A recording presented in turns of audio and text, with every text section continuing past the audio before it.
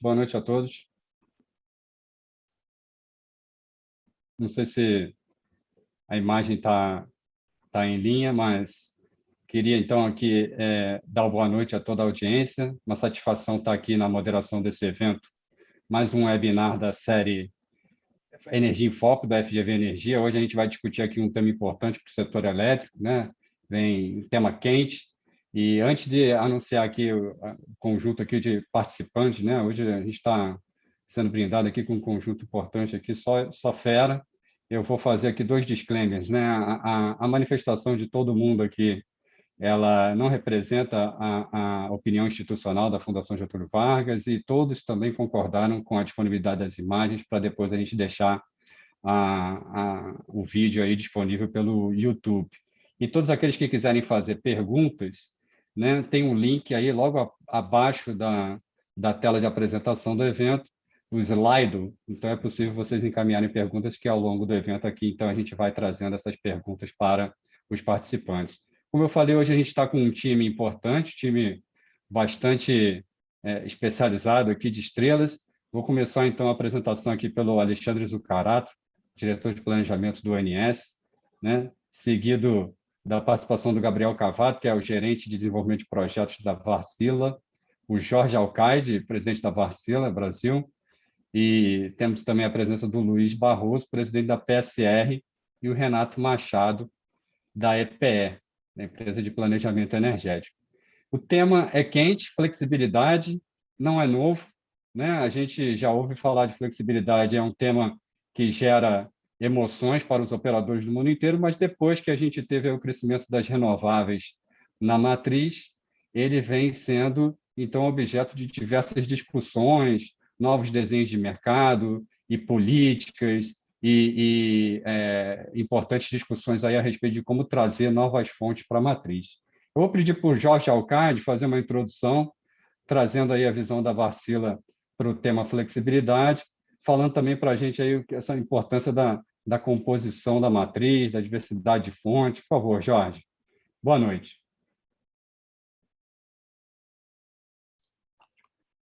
Olá, Felipe. Uma boa noite para todos. É um prazer enorme estar aqui. Eu, inicialmente, queria agradecer a Felipe, a Fundação Getúlio Vargas, né, apresentada pelo Quintela também, para fazer a abertura do evento, participar do evento. Como eu disse, é um prazer estar aqui, cercado de pessoas tão experientes. Antes da gente começar, eu falava um pouco com o Luiz Barroso. Se eu pensar na minha carreira nos últimos 20 anos, o Barroso apareceu o tempo todo ali. Então, é muito bom poder estar num evento aqui discutindo coisas que são tão atuais. A dinâmica do setor mudou muito. De 2000, início dos anos 2000 para cá, mudou muito. A gente tem novos atores, novos cenários, a gente tem apelos ambientais que são extremamente importantes. A nossa matriz caminhou para uma base renovável. Isso tudo traz assim, a necessidade de eventos como esse.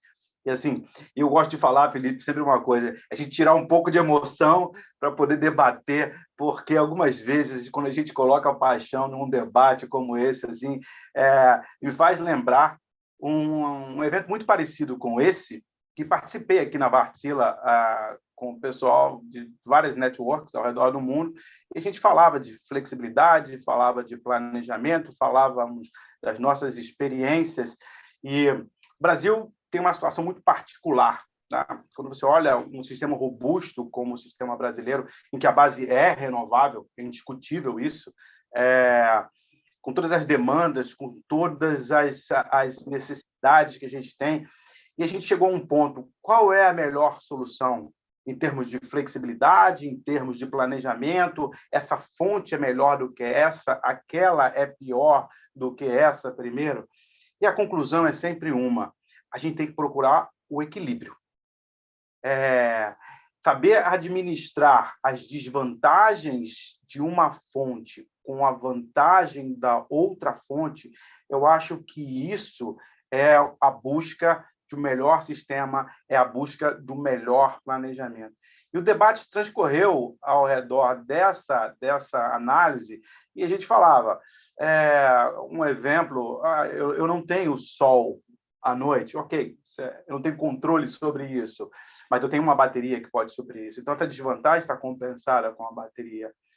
Então, para a gente falar para um público, o assunto geração de energia elétrica, hoje ele atinge não só fóruns técnicos, mas atinge a população em geral. Muitos anos atrás, a gente achava assim que, olha, a energia é uma coisa abundante, é fácil de achar. Algumas pessoas achavam que vinha da tomada. Hoje o debate é muito mais amplo. E aí você tem assim a intermitência que o vento gera. Qual é a fonte? Uma fonte térmica pode minimizar isso. Então, essa combinação sem emoção e sem paixão é o que a gente deve buscar.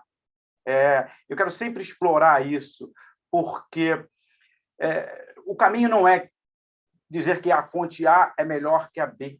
Quando eu tenho água no reservatório, eu quero usar hidrelétrico na base. É isso, esse é o caminho do Brasil, isso é a história do Brasil. Tá? Quando eu não tenho vento, eu quero usar uma térmica para equilibrar, ou quero salvar água no reservatório. Então, vamos buscar o equilíbrio juntos. O momento ele é muito particular para a gente debater isso, é um momento muito especial. Tem alguns leilões de energia acontecendo nesse momento, em que o assunto flexibilidade, planejamento, contratação, ele vai vir à tona aqui no nosso debate. Então, eu setei a expectativa lá em cima. Eu quero sair daqui com muita coisa nova para olhar o futuro de uma maneira bem mais legal. Então, eu vou devolver para você, Felipe, agradecendo mais uma vez e vamos fazer chover. Tá certo. Obrigado, Jorge. Obrigado por essa introdução aí. De fato, né, o Brasil ele é rico em todas as fontes. A gente tem aqui a nuclear, hídrica, tem uma abundância aí de geração solar ainda para ser explorada.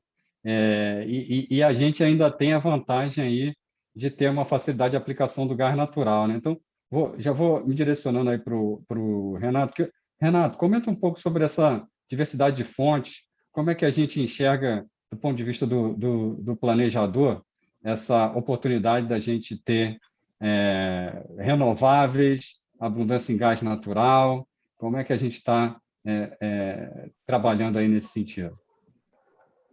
Bom, primeiro, boa noite a todos. É um grande prazer estar aqui. Entrei às pressas, né, Felipe? O nosso presidente, Thiago Barral, ele teve um contratempo imprevisto em cima da hora. Infelizmente, ele teve que cancelar a participação dele, me pediu que viesse representá-lo. Mas, para mim, pessoalmente, é um prazer imenso estar aqui discutindo, conversando com o Barroso, Zucarato, Jorge, Gabriel, né, e você, Felipe. E, bom, a gente, nos estudos do Plano Decenal, a gente sempre tenta explorar e dar grande valor para esse ativo que o sistema brasileiro tem, que o Brasil como um país, né, todo o potencial energético diversificado e de altíssima qualidade que nós temos, ele é referência para o mundo inteiro, né? Então, nós temos um ativo aqui que nos permite naturalmente ter essa diversificação. Você falou do gás natural, temos agora o gás do pré-sal, com a sua característica específica, possibilidades e expandindo cada vez mais a infraestrutura para o recebimento de navios de GNL, então também temos um potencial importante do gás atuando com a outra característica que o GNL propicia, mas temos dentro das renováveis um potencial para ser explorado pela qualidade e pela diversidade geográfica que nós temos, a grande extensão geográfica do nosso país, que permite que tenhamos um efeito portfólio natural entre as fontes. Então, no PDE 2019, a gente faz... no PDE 2029, a gente fez um exercício de flexibilidade, mostrando que o efeito portfólio que a gente tem entre as diversas características da eólica do Nordeste, com a fotovoltaica, coincidindo isso com a carga, ele pode, diferentemente de outros países do mundo, fazer com que o nosso requisito pela flexibilidade operativa com as renováveis seja talvez menor e não maior, porque uma compensa a outra, a diferença, a dispersão geográfica permite essa compensação e faz com que isso, casando bem com a demanda, e aí depois, em outro momento, a gente pode falar também da grande importância que a demanda tem nesse papel, faz com que a gente consiga integrar todo mundo e trazer a melhor solução para o nosso sistema. Temos um desafio grande de dar os sinais de preço correto, os sinais para o mercado correto, para permitir que a competição seja cada vez mais ativa. Estamos desenvolvendo bastante isso em outras frentes, mas eu acho que a gente aqui no Brasil tem um potencial muito bom para explorar e, naturalmente, a diversificação da matriz vai vir. Ela vai ser uma consequência natural desse mercado se ele estiver bem funcional. Legal, maravilha.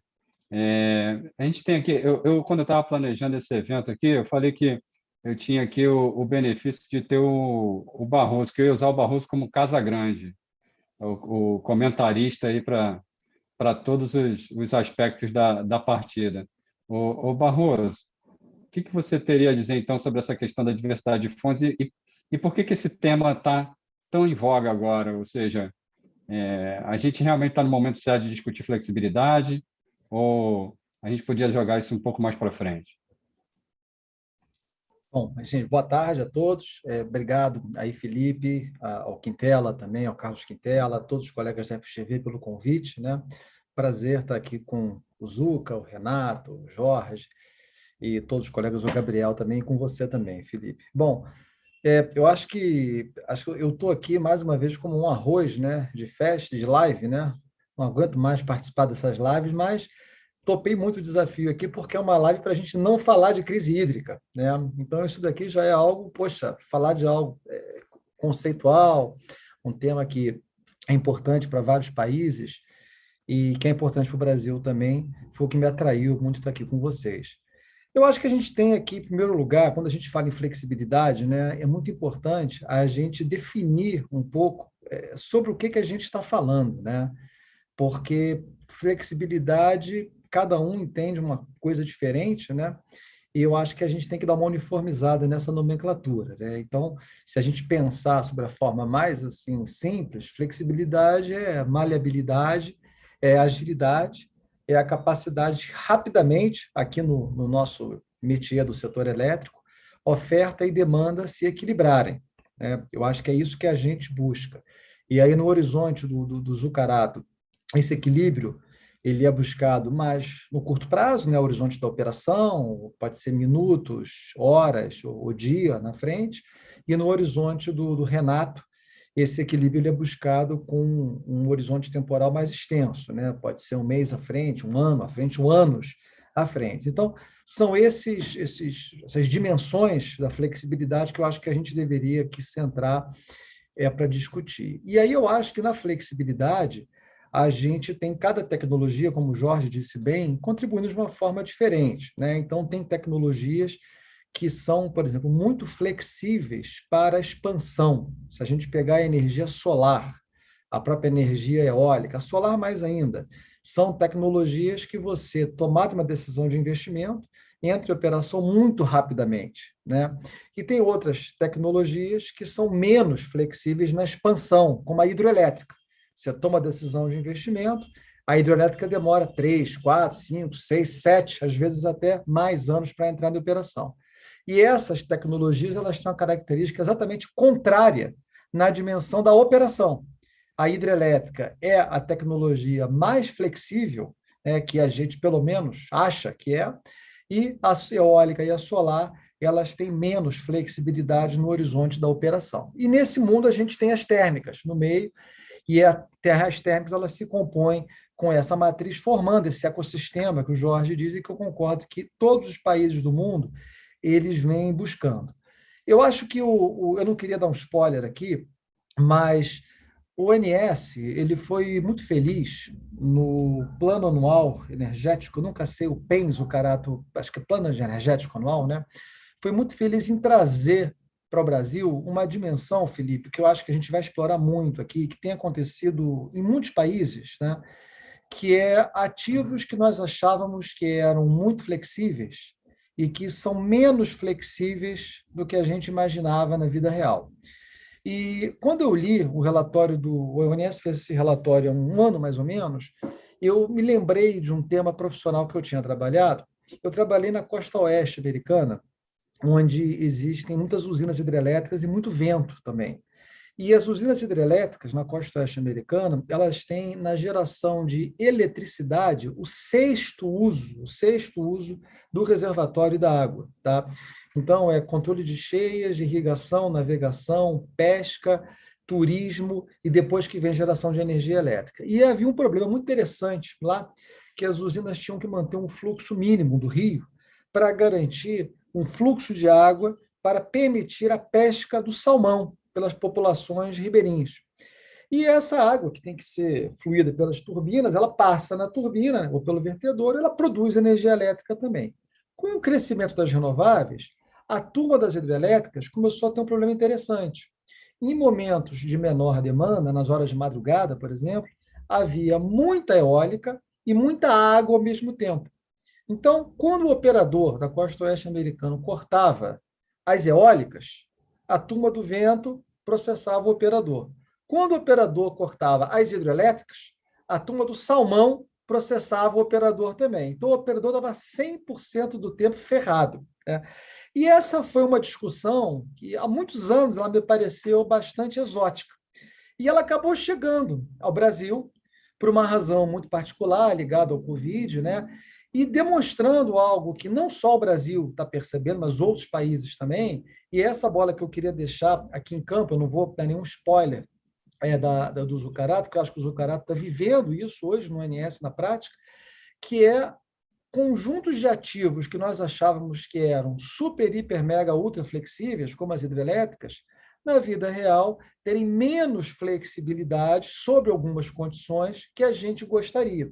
Então, na dimensão da operação, agora eu recortei aqui bem, né, não na dimensão do Renato, mas na dimensão da operação, os sistemas de potência no mundo estão começando a passar por esse desafio de busca de flexibilidade em ativos que estão se mostrando menos flexíveis, por outras razões, ligadas fora ao setor elétrico, do que se imaginava quando a gente aprendia lá na faculdade o que era flexibilidade. Então, eu vou parar por aqui nessa primeira fala, né? Então, esse ecossistema, essa composição, ela ficou mais desafiadora ainda, que é o problema que o Renato resolve. O Renato, ele planeja a matriz que o Zucca opera, mas o Renato precisa das restrições do Zucca para poder planejar a matriz que vai efetivamente entregar a confiabilidade que a gente quer. Parei por aqui. Legal, legal. E aí, já que você levantou a bola, eu vou dar a oportunidade aí do Zuccarati, então, cortar, já dando as boas-vindas e boa noite aí para o Zuccarati.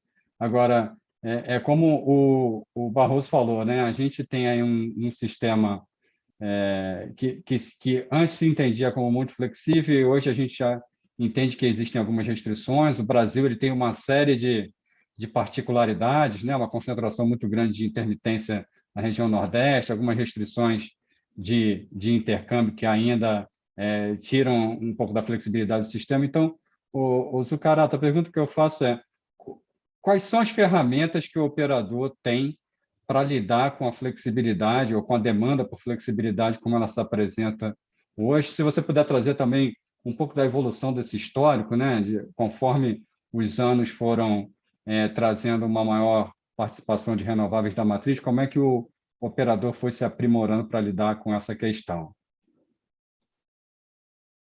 Ok, Felipe. Bom, boa noite. Obrigado pelo convite. Boa noite a todos os colegas que compõem o painel aqui, quem está nos assistindo, né? Então, o Barroso foi bastante feliz ao começar a falar da definição do qual que é o problema, né, da flexibilidade, né? Se alterar o ponto de geração de uma usina no intervalo de um dia, no intervalo de uma hora, é a taxa com que eu consigo fazer a rampa, ou modular essa geração num curto espaço de tempo de alguns minutos ou de algumas horas, né? Então,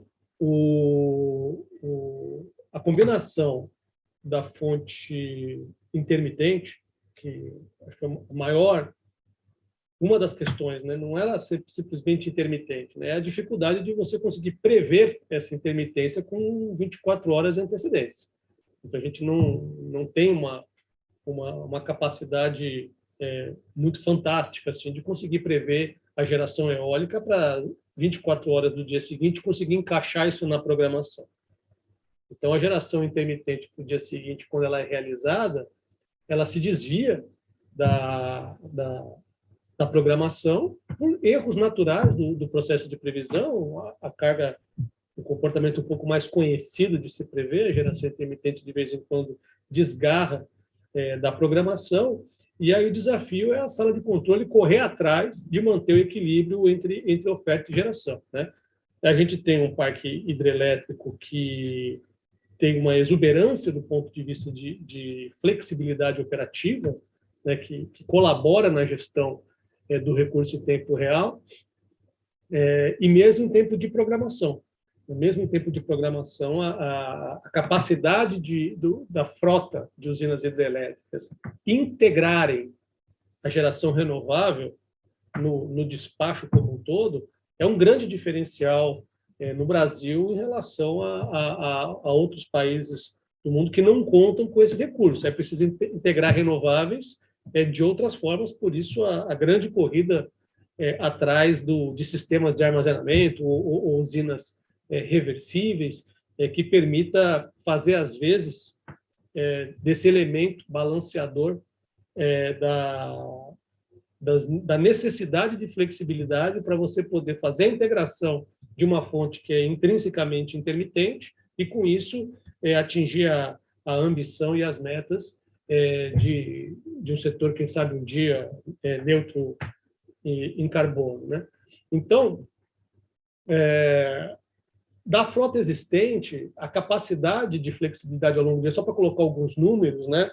Eu vou dar um exemplo. Na semana passada, nós chegamos a variar a geração hidrelétrica em 20 gigawatts dentro de um dia. Entre o vale da madrugada e o pico do meio da tarde, onde no intervalo de 12 horas, nós variamos 20 gigawatts, isso em geração hidrelétrica. Então, esta capacidade de excursionar ao longo do dia permite, basicamente, você engolir muita intermitência de fonte eólica e solar com essa capacidade de modulação, né? Ao longo da semana, se a gente pegar, então, as mínimas de um final de semana com a máxima de um dia da semana que a temperatura estava mais alta, nós chegamos a 30 gigawatts entre a geração mínima do final de semana e a geração máxima do meio da semana. Isso é muita coisa do ponto de vista de quem segue carga é a geração hidrelétrica. Não é a geração térmica, o que seria típico de um país de base termoelétrica. Você vai despachando termoelétrica para acompanhar a curva de carga e depois você vai desligando termoelétrica conforme você passa a ponta. Aqui no Brasil, quando entra uma geração termoelétrica, ela está entrando por questões energéticas e a modulação da carga é feita por hidrelétrica. Onde que a inflexibilidade hoje nos pega? Basicamente de duas naturezas. Uma delas é muito mais associada à geração mínima, né? O Barroso deu o exemplo do salmão lá na costa oeste americana, mas nós temos alguns salmões espalhados pelo Sistema Interligado Nacional e que, por exemplo, numa situação de a carga está um pouco mais baixa por uma questão de temperatura e você tem um pouco mais de eólica e solar no Nordeste, chega uma hora que você não consegue passar todo mundo no sistema de intercâmbio. Você poderia ter mais transmissão ou mais capacidade de recolher a geração hidrelétrica para absorver o excedente de geração intermitente. Um outro exemplo, no começo desse ano, onde a gente já estava ciente de um período úmido que não estava favorável, que começou atrasado e terminou cheio, e a gente não conseguia despachar mais termoelétrica porque tinha uma inflexibilidade hídrica, que eu não conseguia guardar água no reservatório porque tinha uma defluência mínima a ser feita. E, basicamente, não tinha condição de despachar, ainda que disponível mais geração térmica, não tinha condição de despachar essa geração térmica por uma questão de inflexibilidade hídrica. Então, o que o operador gostaria era de reduzir a geração mínima de qualquer tipo de fonte e aumentar a taxa de modulação de qualquer tipo de fonte. Isso é o que a gente gostaria de fazer. Então, mesmo as hidrelétricas, elas têm uma limitação na sua taxa de variação. Não são todas as hidrelétricas que podem modular livremente. Algumas podem, outras hidrelétricas seguem regras em função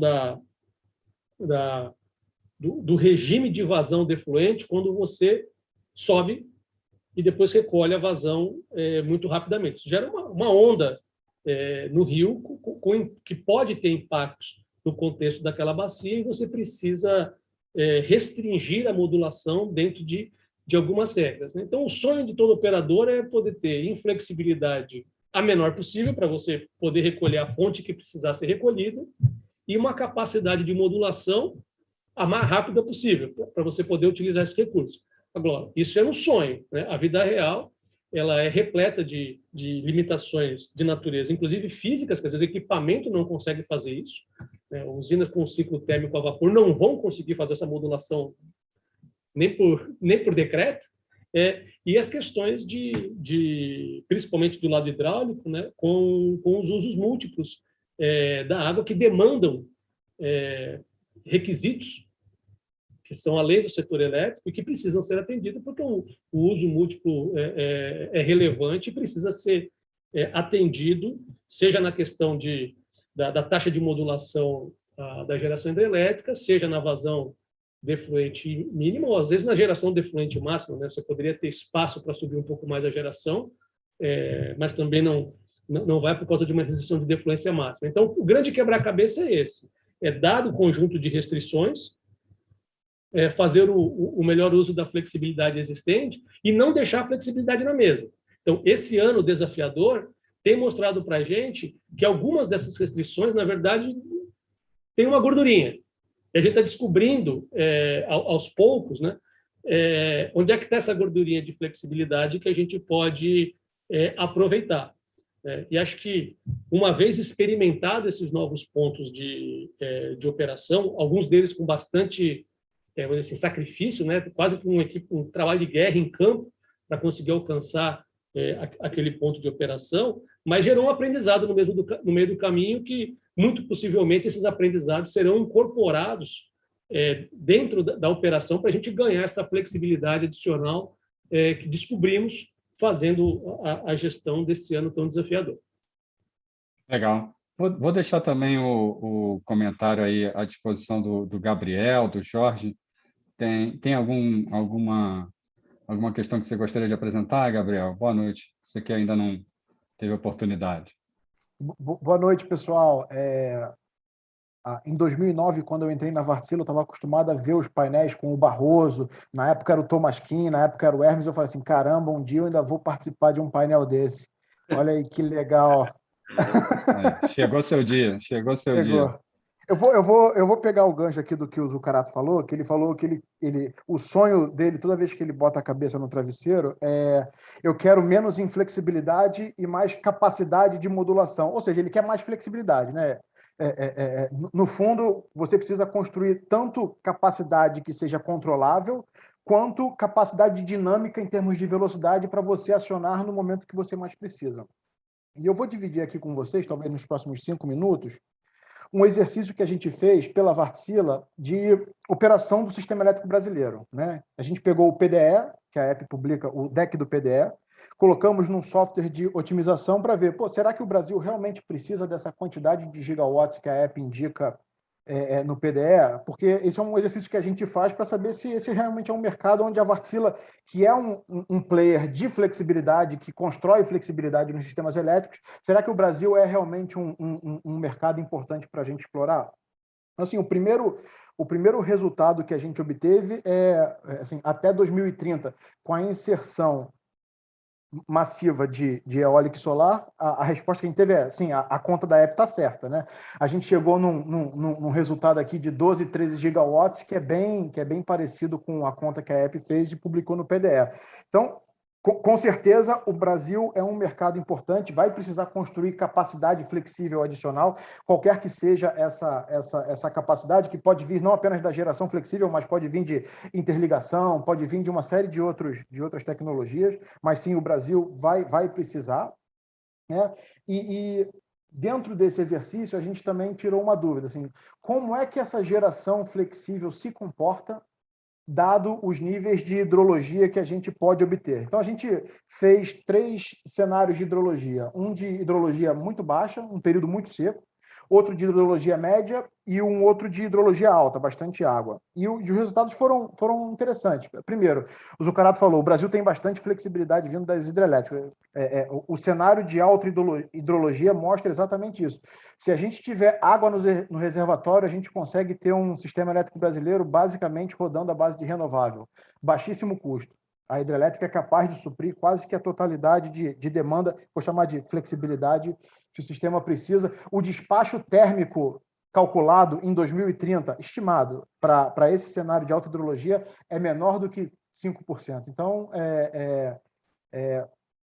é sim uma possibilidade, né? Aí a gente se pergunta, mas se isso é uma possibilidade, por que que a gente precisa ainda instalar flexibilidade no sistema? Porque no cenário melhor, o sistema vai carregar um custo de ter uma capacidade flexível inerente a ele, mas essa capacidade ela precisa ser instalada exatamente por causa dos dois outros cenários. Se a gente pegar o cenário de hidrologia média, o fator de capacidade dessa geração flexível ela sobe um pouquinho, né?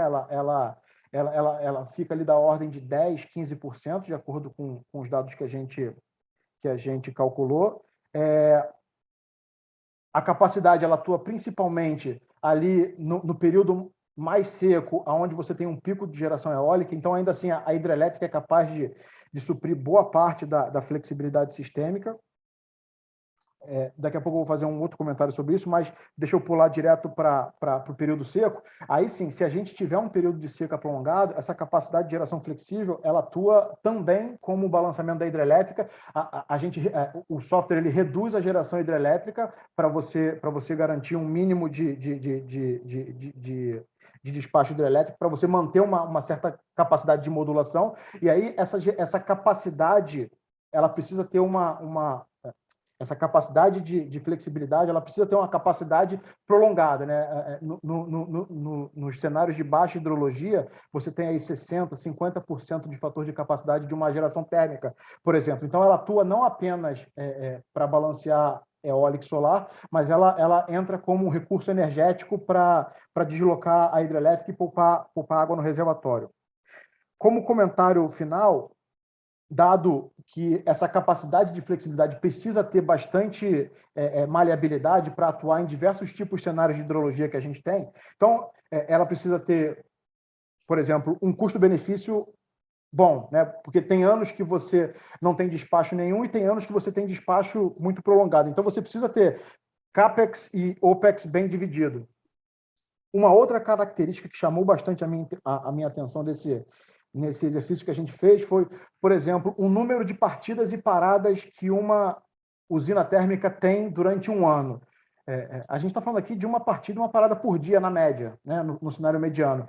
Se a gente tiver um cenário um pouco mais seco, é um pouco maior. Mas se a gente tiver um cenário úmido, ela não é tão baixa assim. Então, para algumas tecnologias, você partir e parar, assim como o Zuccarello falou de novo, que a térmica a carvão você não consegue partir muito rápido, mas, por exemplo, uma turbina em ciclo combinado, cada vez que você parte, tem um custo atrelado àquela partida, né? Ela não é tão flexível. Então, esses atributos que no passado não eram tão importantes, eles passam a ser um pouco mais importantes e a tendência é que, com o passar dos anos, você tenha cada vez mais esses atributos dinâmicos ganhando uma importância. Então, se eu pegar o gancho aqui do leilão de capacidade que a EP está organizando, que a EP e a Enel estão organizando para o final do ano, a gente precisa sim pensar em regras que não vejam apenas o cenário 2026 ou 2027, porque esse ativo vai ficar no sistema conectado até 2039. Então, ninguém quer um agente batendo lá na porta da Enel falando assim, em 2037 a minha usina partiu 2.000 vezes e isso trouxe um custo de,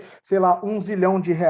Então, assim, a gente tem que pensar hoje algumas regras e precisa entender como essa flexibilidade precisa ser construída, vai ser utilizada, para que a gente tenha um cuidado regulatório de preparar as regras ótimas para a contratação daquela melhor tecnologia que vai prover o sistema com flexibilidade.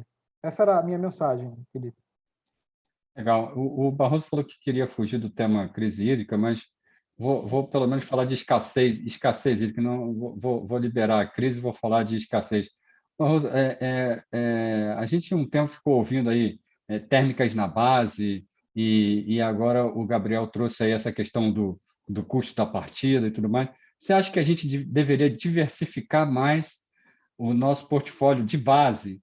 Ou seja, tem como a gente trabalhar para ter uma manutenção dos reservatórios e liberar eles mais para essa flexibilidade? Ou você acha que a forma como a gente está fazendo hoje já chegamos no limite, né? Ou seja, o que a gente está planejando já é o caminho certo ou há ainda algo a mais a se fazer para trabalhar e liberar água para flexibilidade? Então, Felipe, essa sua pergunta, ela é bem, assim, capciosa, né? Porque, deixa eu lhe dizer, se a gente tiver agora um período úmido, começando agora na segunda quinzena de novembro, que seja um período úmido, na média, tá? Na média, a gente vai chegar em abril do ano que vem com os reservatórios bem melhores do que a gente está hoje, e o PLD ele despenca, e o eixo da discussão muda completamente, tá? Se a gente tiver um período úmido que seja 95% da média histórica, 90% da média histórica, 85% da média histórica, o efeito é muito parecido. Então, eu acho que a gente tem que, em primeiro lugar, separar o que é o conjuntural do estrutural, né? A gente tem uma situação hoje estressante de oferta e a gente não deveria usar o fato que a gente tem uma situação estressante de oferta para tomar grandes decisões sem fazer conta, né? Conta no estilo que o Gabriel trouxe para a gente. Então, quando a gente agora organiza isso, essa minha fala, num discurso técnico, bom, o Renato, que está aqui, com quem eu tive o prazer de trabalhar na minha passagem pela EPE, nós sabemos que o que está acontecendo é que nós estamos passando por um período hidrológico que ele é mais severo do que aquele período mais severo registrado nos estudos de planejamento. Então, o planejamento, ele simplesmente não tem esse ponto dentro da sua amostra no critério de desenho da oferta, né? Então, tem que corrigir, não tem jeito. E essa correção é uma correção que a EPE já vem buscando há muitos anos. Tá? Ela não é uma correção que vai acontecer agora, né? Tem que incorporar a resiliência climática. Não, não é assim. A EPE já vem há muitos anos, aí, há mais de 6 anos, procurando a correção desses pontos. Depende de informação sobre novos históricos de vazões, informação sobre o uso consultivo da água revisado e uma série de outras questões, né? Uma vez a gente tendo a informação correta, acho que isso é o ponto principal, aí eu acho que a gente tem condição de planejar o sistema, e aí é o ponto 2 da sua pergunta, baseado num critério econômico. Tá? Eu, particularmente, acho que existem preços que deixam opções tecnológicas indiferentes em relação a outras para fornecer os mesmos serviços. Tá? Então, quando você compara térmicas flexíveis com térmicas inflexíveis, geração térmica com renováveis. Existem preços nessas fontes que me fazem, como planejador aqui, preferir uma em relação à outra. Eu acho que a gente não deve cair na armadilha de definir o planejamento, né, energético como se a gente estivesse numa mesa de um bar tomando cerveja, né? Bota mais da minha, mais da outra, mais daqui. Não, não é assim, porque essa solução, que ela tem um imediatismo grande, né, ela tem um custo econômico lá na frente, que é mais alto porque essas fontes são contratadas a longo prazo. Então, eu acho que a gente deveria, juntando para finalizar, trabalhar melhor nos critérios econômicos e, principalmente, trabalhar de maneira mais próxima entre o planejamento e a operação. Tá? Eu acho que a gente tem como encher os reservatórios de várias maneiras, algumas mais rápidas, outras mais devagar. Encher reservatório com térmica a óleo diesel, óleo combustível, eu não acho uma boa estratégia. Tá? Existem outras tecnologias que dão energia a um preço mais competitivo. E eu acho que esse enchimento dos reservatórios, que ele vem sendo procurado, ele não é algo de agora, há muito tempo ele vem sendo procurado, e eu acho que, naturalmente, quando os reservatórios atingirem um enchimento aí, vamos botar aí, 50%, 60%, se a gente considerar o critério de planejamento com a informação correta, esse ponto é bastante importante, tá? E se a gente conseguir fazer as revisões de garantia física, representar bem as restrições operativas, com a penetração das renováveis que a gente vem tendo, a gente vai conseguir naturalmente que os reservatórios sejam usados para fazer a modulação de ponta, com as renováveis dando energia e as térmicas dando uma flexibilidade mais sazonal. Eu acho que essa vai ser a cara da matriz que a gente vai ter mais à frente. Legal, obrigado. Então, você antecipou um pouco do que eu ia perguntar para o Renato, até por conta da sua experiência lá na EPE, era justamente essa questão de como o planejamento, né? O Renato participa bastante ativamente, bem ativamente aí do planejamento decenal, como a EPE tem trabalhado para capturar essas informações do operador, como é que está evoluindo essa integração. Mas eu aproveito, já que o Barroso introduziu bem esse tema aí, Renato, eu vou pedir para você dar uma perspectiva para a gente um pouco mais longo prazo, né? Quais são as tecnologias que vocês estão trazendo no horizonte decenal, até mesmo no horizonte de 30 anos? O que vocês estão entendendo que pode nos ajudar a compor a matriz, em termos de tecnologia, para nos facilitar a gestão da variabilidade, né? Incluindo aí, você fez anteriormente mencionou aí a questão da demanda, então seria interessante se você pudesse também falar um pouco do papel da demanda e todos os recursos distribuídos, né? Nessas oportunidades aí. Beleza.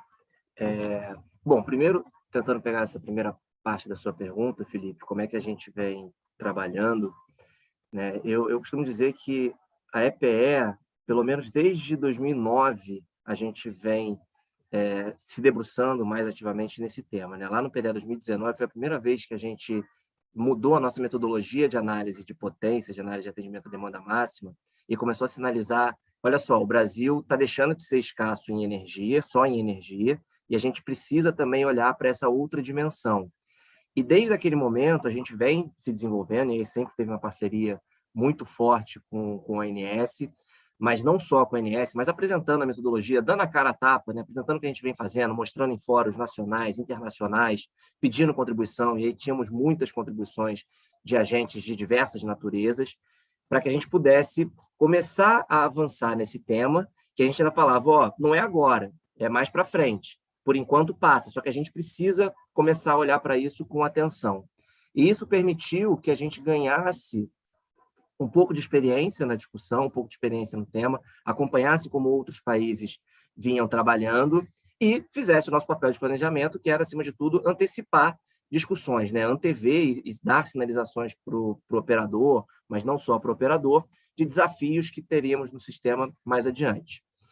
Avançando um pouquinho, em 2018, talvez, 18 ou 19, a gente publicou uma nota conceitual, conceituando capacidade, flexibilidade, a diferença entre elas, como é que isso fica totalmente relacionado aqui no sistema brasileiro. Essa nota ela começou a ser gerida ainda na gestão do Barroso, né? E aí eu e o Ferreira, a gente abraçou esse tema e trabalhamos bastante nisso, mas ela acabou... Foi bem interessante a construção dela, porque a gente quis fazer alguma coisa que fosse entendível por todo mundo, e não só para quem estava ali no dia a dia. Então, a gente teve muita interface com as outras equipes da EPE, equipe de meio ambiente. Vem aqui, vamos conversar. Elise, o que você entende dessa nota? Elise é a nossa superintendente de meio ambiente. O que você entende desse tema? O que você entende disso aqui? Está claro? Não está claro? E acho que a gente conseguiu fazer um documento bem interessante, bem legal, que pudesse, como o Barroso falou, colocar a discussão no mesmo ponto. Eu posso pensar a flexibilidade de uma forma, você de outra, mas pelo menos a gente nivela o campo de jogo e diz, estamos discutindo nesse termo. Um outro ponto que eu acho que é muito importante, a gente vem tentando trazer cada vez mais dentro do plano, é a questão da informação, né? Então, o Zucarato comentou aqui de que a gente tem diversos salmões, né, aqui no Brasil, e eu acho que a gente está fazendo um trabalho bem intenso. A EPE e a ONS sempre tivemos uma parceria muito forte, mas esse ano a gente intensificou bastante isso, né, Zucarato? A gente tem reuniões quase que diárias sobre o tema, tentando ver a melhor forma de incorporar. Então, hoje a gente está pescando esses salmões para conseguir, cada um dentro do seu espaço, do seu horizonte, ver a melhor forma de aprender, né? Diversas restrições que a gente tem nos sistemas, elas ficam mais evidentes em situações de estresse, em situações como a que a gente está passando aqui. Então, a gente está começando a enxergar situações, limites, restrições que antes passavam desapercebido, porque a própria operação normal já atendia aquelas restrições. Então, com essa nova base de informação, essa nova base de dados, tudo que a gente está adquirindo aqui, está permitindo que a gente traga mais elementos para dentro de todo o processo. Eu tenho certeza que esses 2 últimos anos eles têm sido muito desafiadores, mas vão trazer frutos para o médio e longo prazo, em termos não só metodológico, mas de conhecimento do nosso sistema, né? E a gente tem uma peculiaridade aqui no sistema brasileiro, em que o acoplamento temporal que as hidrelétricas trazem tem todo o aspecto positivo, que já foi falado, mas ele traz um desafio em que a dimensão da alocação do recurso ela é fundamental para a gente. Então, a dimensão de você guardar ou preparar aquele recurso, então o planejamento da operação, sinalizar para a operação de curto prazo que tem aquela necessidade meses à frente, esse planejamento da operação passar para o planejamento da expansão, que, olha, eu vou precisar de investimentos nessa ordem para poder equilibrar e melhor operar o sistema, isso é fundamental, e é uma característica que sistemas predominantemente hídricos têm, né? E a gente tem um desafio a mais nessa discussão da flexibilidade. E aí, quando a gente pensa, né, nesse último ponto do Barroso, no PDE 2030, a gente trouxe uma discussão bem legal, que era justamente sobre a estratégia de operação de reservatórios. O que é mais econômico, o que é mais interessante para a gente? A gente trabalhar sempre sobre ofertar, entre aspas, em energia o sistema, ou seja, contratar mais o volume energético para preservar os reservatórios, não contar mais com a energia produzida nas hidrelétricas e deixá-las para fazer esse serviço de modulação, de acompanhamento da curva de carga. Isso tem um custo. Isso tem um custo não só financeiro, mas tem diversos outros custos, porque quando inverter a chave, como o Barroso falou, trabalhar em níveis mais elevados significa uma probabilidade de divertimento mais elevada. Então, a gente tem uma sobreoferta no sistema que está acarretando em um vertimento, e isso também é um custo numa outra dimensão, de uma outra forma. Então, buscar esse equilíbrio é fundamental. E aí, no PDE, a gente fez um exercício trazendo essa discussão e tentando buscar elementos e expor para a sociedade que temos meios diferentes, meios distintos de operar o sistema, todos eles levando, talvez, ao mesmo ponto de segurança, ao mesmo ponto operativo. E aí, quando a gente pensa em tecnologias, né, eu acho que o primeiro desafio, Felipe, e a gente tem se aprofundado bastante nisso, é, primeiro, a gente dar a sinalização das necessidades de forma clara, né? Então, hoje, no plano decenal, e, de novo, no PDE 30, a gente trouxe um primeiro exercício de cálculo dos requisitos do sistema. Então, ao invés de só falar de expansão, de falar de matriz futura, a gente começa a falar, o sistema precisa de tantos megawatts médios de energia e o Brasil precisa de tantos megawatts de capacidade. Como eu vou compor isso? Eu preciso primeiro sinalizar claramente, dar os sinais de preço corretos e permitir que o mercado me apresente as melhores soluções para essa junção. Então, quando a gente começa a trabalhar no planejamento, falando em requisitos, a gente muda um pouco a forma do jogo e permite que a neutralidade tecnológica, que a melhor solução vinda pelo mercado, possa, de fato, acontecer. E aí, ainda, né, nesse exercício que a gente fez lá no PDE, a gente começa a reparar que, a depender da estratégia, a depender do volume de energia e capacidade, eu tenho composições diferentes.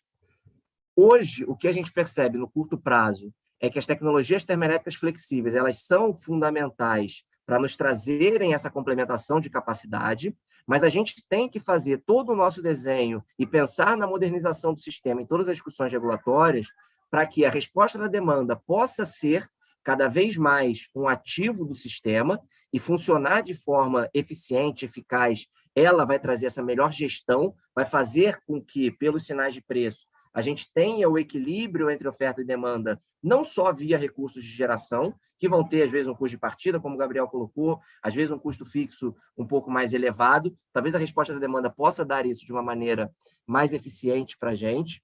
Mas também temos um outro nicho que a gente tem que começar a explorar aqui, que nesse momento de escassez hídrica é um pouco difícil, mas que em outros momentos pode ser muito importante, que é a modernização das usinas hidrelétricas. Nós temos um parque hidrelétrico com bastante usinas já bem antigas no nosso sistema, que poderiam passar por um processo de modernização e esse processo de modernização agregar capacidade instalada. Essa capacidade associada com aquela alocação de recurso bem pensado. E aí a caça aqui dos salmões, a pesca dos salmões é fundamental para que a gente consiga desenhar um modelo operativo que fique de pé dessa maneira. Mas a gente tendo esse recurso alocado e mais capacidade para gerir nas hidrelétricas, a gente pode ter uma solução de flexibilidade bem interessante. E, além disso, temos a participação cada vez maior do consumidor, não só via resposta da demanda, mas instalando a sua própria geração.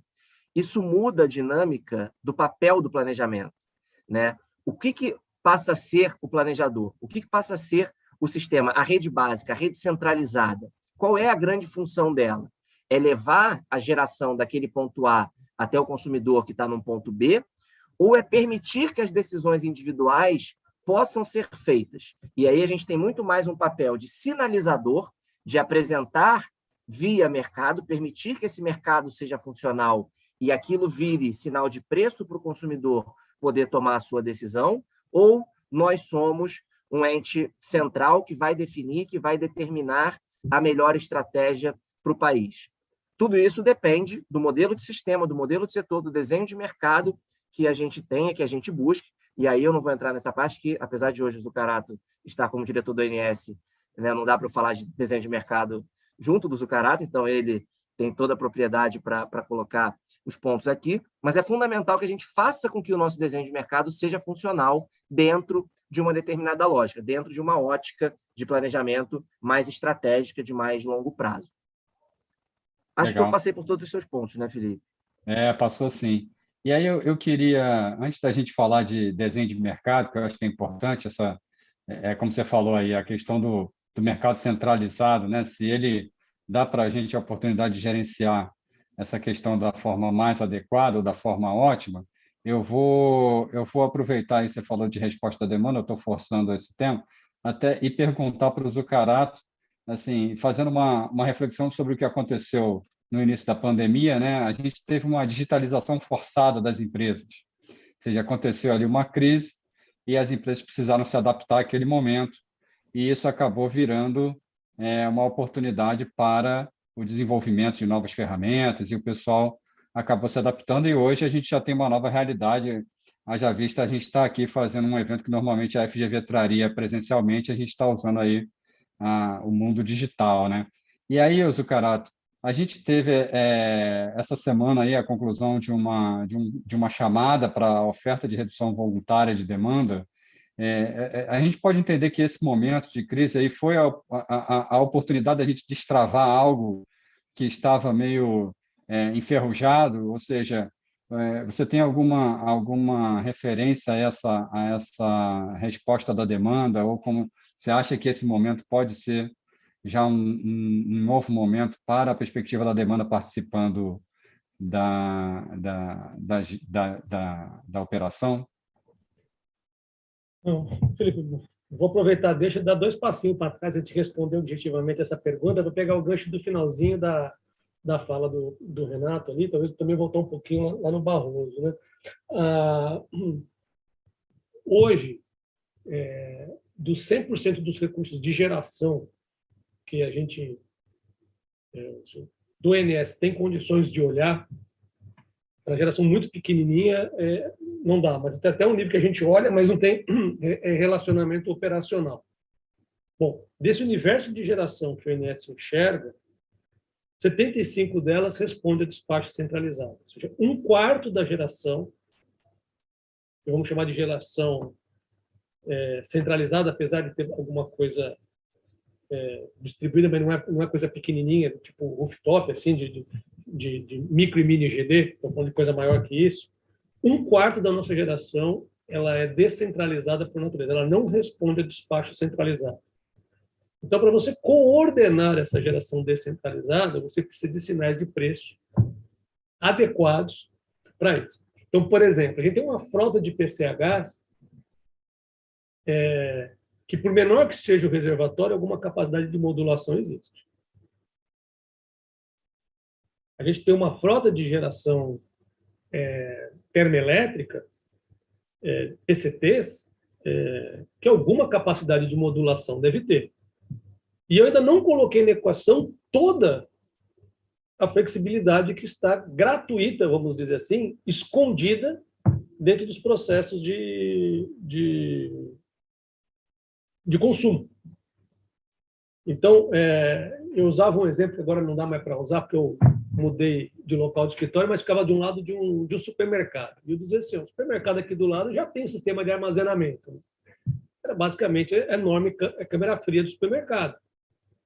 Você pode usar de forma inteligente o consumo de eletricidade, que existe uma inércia térmica associada àquela câmera fria, e com sinal de preço adequado, ainda que não exista uma grande especialização em gestão energética no consumidor, mas as empresas as comercializadoras, as empresas de gestão de energia, vão poder aportar esse tipo de apoio e descobrir flexibilidade que está escondida no sistema ainda, que ela não se manifesta, porque esses agentes descentralizados não percebem o recado via preço de quando essa flexibilidade agrega o valor no sistema.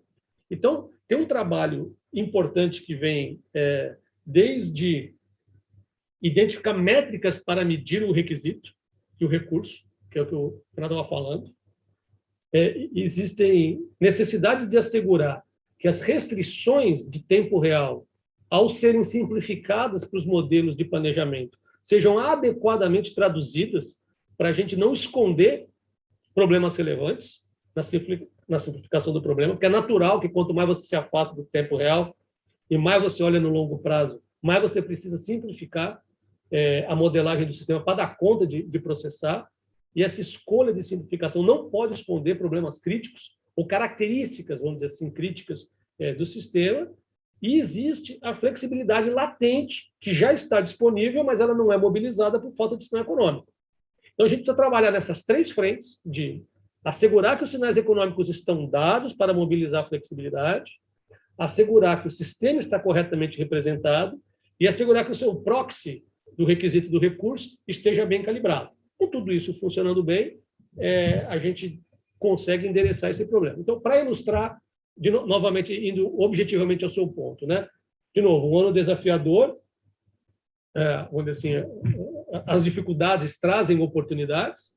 Surgiu aí a oportunidade, né, de trabalhar com o programa de redução voluntária da demanda na portaria 22 do Ministério. Então, só para ilustrar o efeito de aprendizado, né, porque acho que isso é importante. Nenhuma resposta da demanda no mundo inteiro inicia mobilizando escala de gigawatt. Não é assim que funciona. É um processo que ele começa pequeno, e eu sempre digo que ele tem um caminho de mão dupla de construção de confiança. O operador precisa construir confiança de que esse recurso programado para o dia seguinte não vai deixar o operador na mão. Da mesma forma que o consumidor também tem que ganhar confiança que ele consegue entender como o processo produtivo dele responde a essa flexibilidade. Então, é um processo de aprendizado. Então, para ilustrar, em 10 dias de uso do programa, nós saímos de 6 participantes que ofertaram no horário de maior relevância 80 megawatts, 6 agentes 80 megawatts, 10 dias depois, 26 agentes 380 megawatts. Em 10 dias. A expectativa é que, girando o processo, praticando, isso tende a escalar, né? O Barroso, que sabe de cor números detalhados de todo o planejamento decenal de todos os ISOs do mundo, bem como todos os relatórios de operação de todos os ISOs do mundo, vai poder ajudar a gente com as escalas que são utilizadas mundo afora, aí, que com certeza entra em 4 dígitos. Eu não sei se já tem operador trabalhando com 5 dígitos do Barroso, mas acho que 4 dígitos é meio que o padrão internacional é trabalhar em escala de milhar de megawatts, né? Eu tenho certeza que nós temos potencial de chegar lá. A gente só precisa praticar o processo para todo mundo aprender como é que esse recurso funciona, seja o operador, sejam os consumidores, o papel dos agregadores para aqueles consumidores que não estou dizendo que são de menor porte, mas é que precisa facilitar a interface. Essa escala de milhar de megawatt que você encontra mundo afora, eu tenho certeza absoluta que se o Barroso for testemunhar, ele vai dizer que sempre tem alguma interface no meio do caminho, que inclusive ajuda o consumidor a explorar a flexibilidade do seu processo para monetizar, para facilitar a monetização dessa flexibilidade junto ao setor elétrico. Então, é um processo onde você tem que formar o mercado, tem que fazer um trabalho de formação desse tipo de mercado. E eu tenho convicção que nós conseguiremos no Brasil também chegar nessa escala de gigawatt com o passar do tempo, com o processo estabilizado. Lembrando, estamos num ano desafiador, né? Esperando que as coisas vão se normalizando com o passar do tempo e a gente possa, de fato, transformar esse programa, que nem é um piloto, né? Ele foi um programa quase que emergencial de resposta da demanda, que ele possa gerar lições aprendidas para que a regulação da ANEEL, que está revisitando a regulação do piloto, possa incorporar esses aprendizados e a gente ter uma regulamentação definitiva que dê suporte a esse tipo de mecanismo e ferramenta, porque ele é útil ao agregar uma flexibilidade, vamos dizer assim, barata ao sistema, que é uma flexibilidade que já está instalada, embutida, Só que a gente precisa mobilizar essa flexibilidade para os sinais de preço adequados. Maravilha. E aí, pegando esse gancho aí do sinal de preço, desenho de mercado, eu vou pedir ao Barroso para trazer um pouco até dessa experiência internacional, né, de desenho de mercado e tudo mais, e perguntar, ô Barroso, a gente tem visto aí uma série de mudanças, né? A gente está com uma agenda agitada, né, de alterações previstas para o nosso arcabouço regulatório, algumas coisas já estão sendo encaminhadas, a gente viu que desde 2016, alguns pontos que vinham há muitos anos travados começaram a se movimentar, e como o Zucarato trouxe aí, essa questão do desenho de mercado ela pode facilitar muito a gestão desses recursos de flexibilidade, né?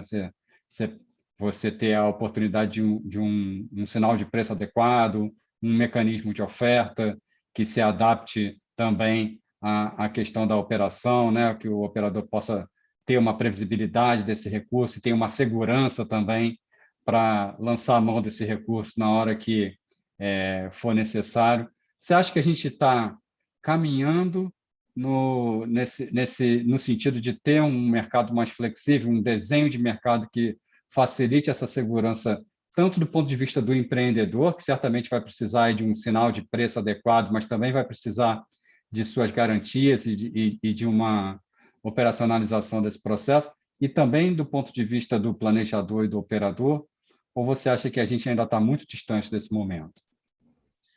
Felipe, eu acho que se a gente tirar da discussão tudo que é interferência no planejamento e tudo que é interferência na operação, eu acho que a gente sabe muito bem o que fazer, né?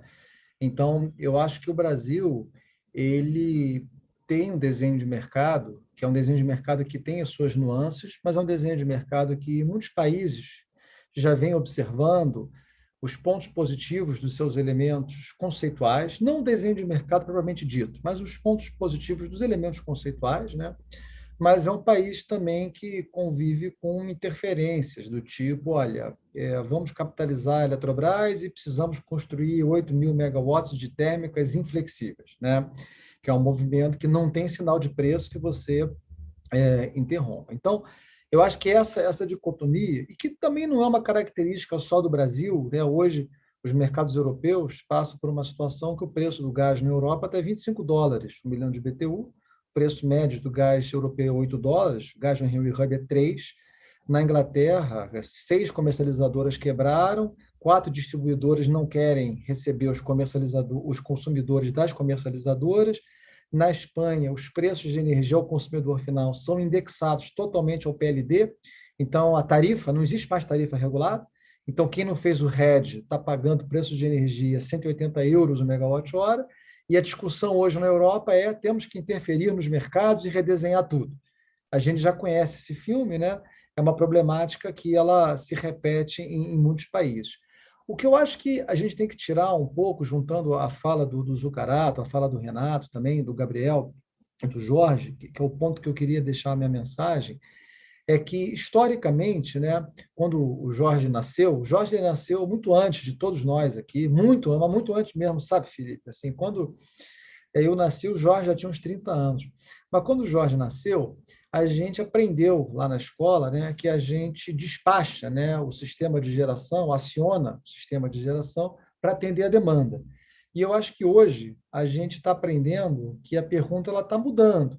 Na verdade, é quais recursos, pelo lado da demanda, que a gente pode despachar para atender a variabilidade que o sistema de geração está trazendo.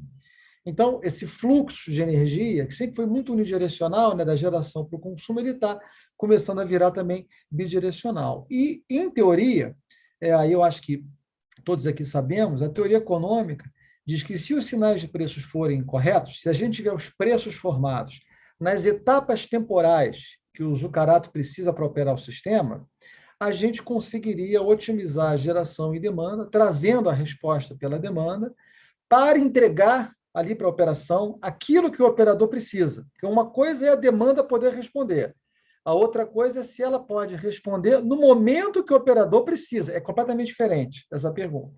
E se esse momento que o operador precisa ficar bem definido por um preço, se existir esse preço, e esse preço for suficiente para fazer o consumidor participar, o mercado ele fecha e os mecanismos de mercado entregam, através de um preço, um sinal econômico, o que a operação quer.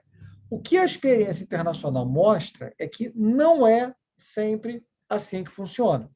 Você precisa ter um produto construído em cima desse sinal de preço por uma questão de gestão de risco. Então, um exemplo, só para deixar mais tangível a discussão, em alguns mercados norte-americanos foi criado um produto chamado compra de rampa flexível, chama-se Flexible Ramping Product. O que é isso? É, como na linguagem do Zucarato, é o operador define um requisito de flexibilidade, alguém define um produto que compra aquela flexibilidade, existe um preço fixo que você paga ao Gabriel e ao Jorge para entregar aquele produto que satisfaz ao requisito que o Zucarato estimou e que pode ser integrado ao planejamento.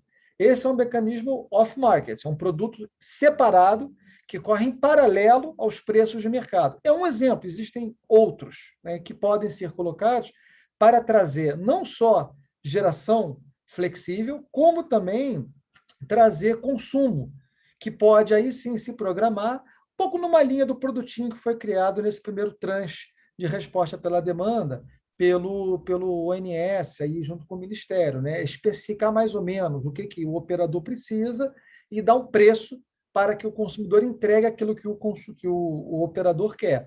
Esse produto ele pode também ser de interesse, como o Renato mencionou, das hidrelétricas, que hoje entregam esse serviço, tá? Mas a remuneração delas não é direto para elas, porque o mecanismo de realocação de energia suaviza muito no preço horário. E o preço horário também não captura muito dos movimentos que a operação quer.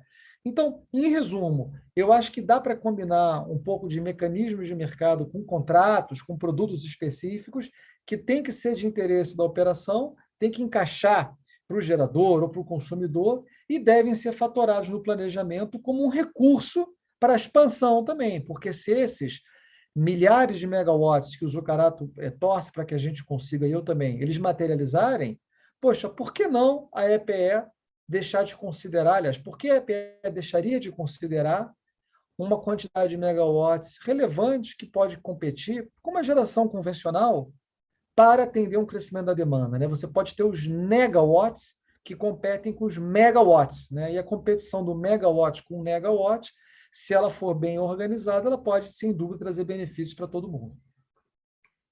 Maravilha. A gente está partindo aqui para os momentos finais.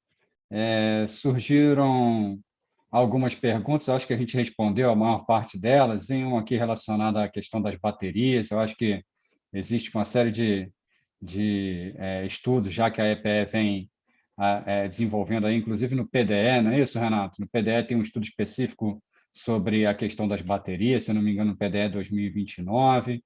Tem uma pergunta aqui do nosso amigo Paulo Cunha, que pergunta, como eu tenho ela aqui na cabeceira da cama, eu vou até responder essa aqui, hein? Qual é o número da nota técnica que o Renato mencionou?